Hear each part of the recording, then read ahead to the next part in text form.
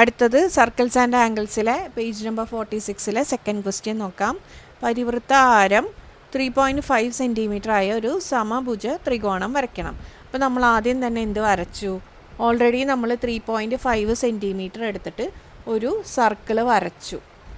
3.5 centimetre കോമ്പസിൽ എടുത്ത് ഒരു circle, അത് റേഡിയസ് ആയിട്ടുള്ള സർക്കിൾ വരച്ചു. ഇനി നമുക്ക് എന്ത് വരയ്ക്കണം? സമഭുജ ത്രികോണം വരയ്ക്കണം. എങ്ങനെ വരയ്ക്കും? സമഭുജ ത്രികോണം നമ്മൾ കഴിഞ്ഞ പ്രോബ്ലം കണ്ടതാണ്. സമഭുജ ത്രികോണം എന്ന് പറഞ്ഞാൽ എന്തായിരിക്കും? ആംഗിൾ എത്രയായിരിക്കും?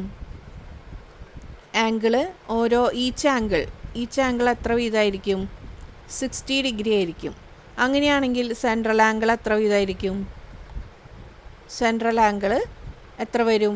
120 ഡിഗ്രി. അതായത് കേന്ദ്രകോൺ എത്ര വീതമായിരിക്കും? 120 ഡിഗ്രി വീതം. അപ്പോൾ ജസ്റ്റ് 120 ഡിഗ്രി ഉള്ള എന്ത് വരയ്ക്കുക? 120 ഡിഗ്രി എടുത്തിട്ട് 3 ലൈൻ വരച്ച് അത് ജോയിൻ ചെയ്താൽ മതി. അപ്പോൾ ആദ്യം തന്നെ നമ്മൾ എന്ത് ചെയ്യണം? ഒരു ലൈൻ എവിടെയെങ്കിലും വരയ്ക്കുക. അങ്ങനെ എവിടെ നിന്നൊന്നുമില്ല, നമുക്ക് ഇഷ്ടമുള്ളിടത്ത്. ഈ സെൻറ്ററിൽ നിന്ന് ഒരു ലൈൻ വരച്ചു. സെൻറ്ററിൽ നിന്ന് ലൈൻ വരച്ചതിന് ശേഷം പ്രൊട്രാക്ടർ എടുക്കുക. പ്രൊട്രാക്ടർ കറക്റ്റായിട്ട് വെക്കണം. എവിടെ വെക്കണം? കറക്റ്റ് ഈ സെൻറ്ററിൻ്റെ അവിടെ തന്നെ ഈ പ്രൊട്രാക്ടറിൻ്റെ ഈ ലൈൻ്റെ മിഡ് പോയിൻ്റ് വരുന്ന പോലെ തന്നെ വെക്കുക.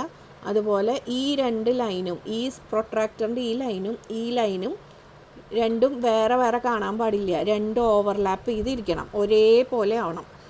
അതിന് ശേഷം ഈ ലൈൻ ഏത് ഭാഗത്താണെന്നോ അവിടെ നിന്നുള്ള 0 തൊട്ടിട്ട് നമുക്കിങ്ങനെ എടുക്കാം, ആംഗിൾ എടുക്കുക. ഈ 0 ലൈൻ ഏത് സൈഡിലാണ് അവിടുത്തെ 0 തൊട്ട് ആംഗിൾ എടുക്കുക. എത്ര ആംഗിൾ വേണം? സെൻട്രൽ ആംഗിൾ എത്ര ഡിഗ്രിയാണ്? 120 ഡിഗ്രി. അപ്പോൾ നമുക്കിവിടെ 120 എടുക്കുക. ഇവിടെ 120 കിട്ടി. നമ്മളിവിടെ 120 ഡിഗ്രി വെച്ചിട്ട് ഒരു ലൈൻ വരച്ചു. ഇനി അടുത്തത് നമുക്ക് എവിടെ എടുക്കാം? അടുത്തത് നമുക്ക് ഇവിടെ നിന്ന് വയ്ക്കാം. അടുത്ത 120 നമുക്ക് അടയാളപ്പെടുത്താം. എങ്ങനെയാണ്? കറക്റ്റ് സെൻറ്ററിൽ തന്നെ വെച്ചു. മിഡ് പോയിൻ്റ്, ഈ ലൈൻ്റെ മിഡ് പോയിൻ്റ് സെൻറ്ററിലായി. ഈ ലൈനും ഈ പ്രൊട്രാക്ടറിൻ്റെ ലൈനും ഒരേ ലൈനായിട്ട് തന്നെയാണ് ഇരിക്കുന്നത്. ഇനി അടുത്ത് നമുക്ക് ഇവിടെ നിന്ന് 0 ഇവിടെ നിന്ന് എടുത്ത് ഇവിടെ 120 എത്തി ഇവിടെ. അപ്പോൾ എവിടെയായി? ഇവിടെ. കിട്ടിയോ? അപ്പോൾ നമുക്ക് 3 ലൈൻ കിട്ടി. ഈ 3 ലൈൻസ് ജോയിൻ ചെയ്യാം.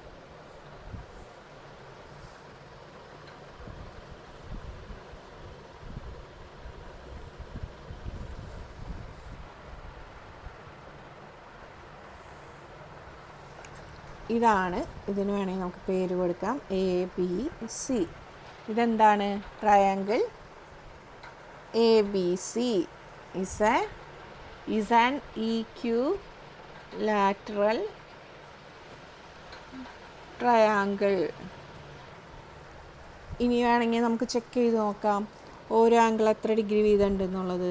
ഇവിടെ വെച്ചിട്ട് നമുക്ക് നോക്കിക്കഴിഞ്ഞാൽ കണ്ട കറക്റ്റ് 0 to 60 ഡിഗ്രി. അപ്പോൾ ഇവിടെ എത്ര കിട്ടി? ഈ ആംഗിൾ 60 കിട്ടി. അതുപോലെ തന്നെ ആയിരിക്കും ഈ ആംഗിൾ 60 കിട്ടി. ഈ ആംഗിൾ എത്ര തന്നെ കിട്ടി? 60 കിട്ടി. ഇതെങ്ങനെയാണ് നമ്മളെടുത്ത? ഈ ആംഗിൾ 120 എടുത്ത് വരച്ചു. ഇവിടെ എത്രയാണ്? 120. ഇവിടെ എത്രയാണ്? 120. സിമ്പിൾ. അപ്പോൾ എന്താ ആലോചിക്കേണ്ടത്? എന്താ ഓർക്കേണ്ട കാര്യം എന്താണെന്ന് വെച്ചാൽ, ഒരു സമഭുജ ത്രികോണം അല്ലെങ്കിൽ ഈക്വിലാറ്ററൽ ട്രയാങ്കിൾ എന്ന് പറഞ്ഞു കഴിഞ്ഞാൽ ഫസ്റ്റ് തന്നെ നമുക്ക് എന്ത് വരണം? All sides are equal. പിന്നെ എന്ത് വരണം? ഓർമ്മ വരണം, all angles are equal and each angle is 60 degree. അപ്പോൾ 60 ഡിഗ്രിയാണ് ഓരോ ആംഗിൾ എന്നുണ്ടെങ്കിൽ ആ ആംഗിൾ സെൻട്രൽ, അതായത് അതിൻ്റെ സെൻട്രൽ ആംഗിൾ എത്രയായിരിക്കും? 120 ഡിഗ്രി ആയിരിക്കും. അപ്പോൾ ഒരു ലൈൻ വരയ്ക്കുക, അവിടെ നിന്ന് 120 വരയ്ക്കുക, അടുത്ത ലൈൻ വരച്ചു, ആ ലൈനിൽ നിന്ന് 120 വരച്ചു. അങ്ങനെ 3 ലൈൻസ് കിട്ടി. ആ 3 ലൈൻസും സർക്കിളിൽ ഉണ്ടാക്കണ പോയിൻറ്റ്സ് 3 പോയിൻറ്റ്സ് കിട്ടി. ഇവിടെ ഒരു പോയിൻറ്റ്, ഇവിടെ ഒരു പോയിൻറ്റ്, ഇവിടെ ഒരു പോയിൻറ്റ്. ഈ 3 പോയിൻറ്റ്സും കൂടി ജോയിൻ ചെയ്താൽ നമുക്ക് എങ്ങനത്തെ ട്രയാങ്കിൾ കിട്ടും? ഈക്വിലാറ്ററൽ ട്രയാങ്കിൾ അല്ലെങ്കിൽ സമഭുജ ത്രികോണം കിട്ടും.